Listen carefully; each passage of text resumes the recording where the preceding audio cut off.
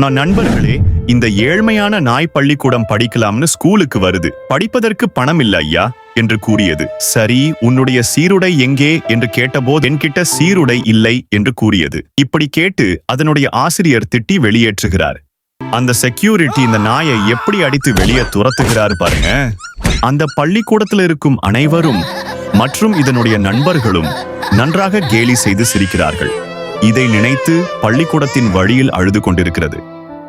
அப்போ முடிவு எடுத்தது, எப்படியாவது ஒரு நல்ல சீருடை வாங்கி படிப்பு பணத்தையும் சம்பாதித்து மறுபடியும் இந்த ஸ்கூலில் நுழைய வேண்டும் என்று அதற்காக செருப்பு தைக்கும் கம்பெனிக்கு வேலைக்கு செல்கிறது.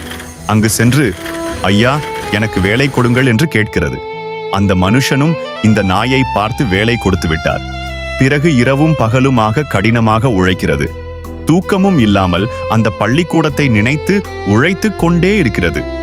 அந்த செருப்பு தைப்பது முதல் அதை எடுத்துச் சென்று பார்சல் செய்வது வரைக்கும் இந்த நாய் கடினமாக உழைத்தது.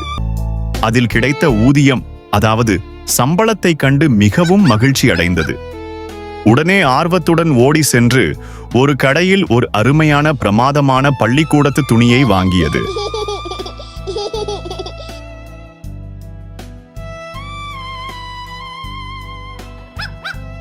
எந்த பள்ளியிலிருந்து தன்னை வெளியேற்றினார்களோ அந்த பள்ளியிலே மறுபடியும் ஒரு பணக்கார நாயாய் உள்ள சென்றது.